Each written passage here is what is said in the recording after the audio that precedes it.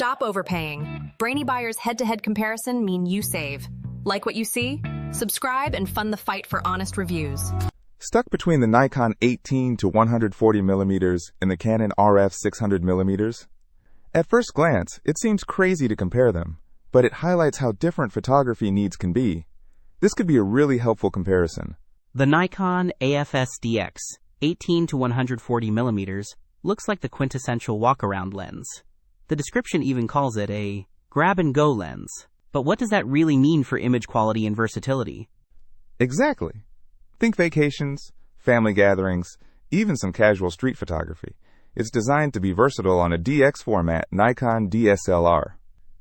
Imagine capturing a wide landscape at 18mm, then zooming in to 140mm for a portrait with a softly blurred background. Okay, but the Canon RF 600mm f/11 IS STM, that's a super-telephoto lens.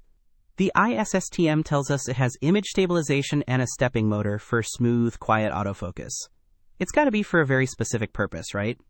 Oh, totally. This is for dedicated wildlife, birding, or even aviation photography, subjects that are incredibly far away.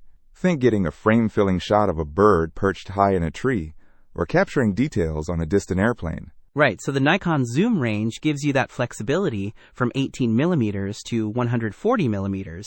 The Canon is fixed at 600mm with an f/11 aperture. How do those numbers translate into real-world shooting scenarios? The Nikon's wide zoom range means you can adapt to different situations without swapping lenses. Plus, it focuses as close as 1.48 feet, letting you grab some surprisingly good close-up shots. The Canon's 600mm reach is all about magnification. You're pulling distant subjects into sharp focus, even in challenging conditions, thanks to its image stabilization. And, interestingly, it's compatible with Canon's RF 1.4x and 2.0x teleconverters, pushing that reach even further.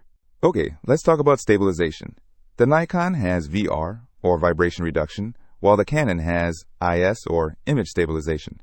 Are there any key differences we should know about? They both correct for camera shake, but the Canon boasts up to 5 stops of shake correction.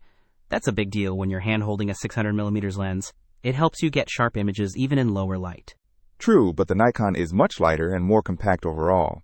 The Nikon weighs just 1.3 pounds, while the Canon is nearly 3 pounds. That's a big difference if you're carrying it around all day. So it really boils down to your photographic priorities.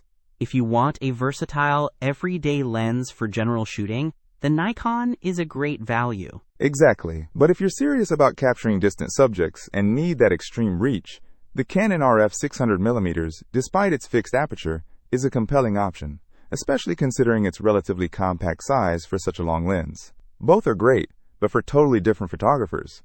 Now go capture some amazing images. Don't miss out on our next in-depth review to help you make smarter purchasing decisions. Hit that subscribe button and the notification bell so you're always in the know.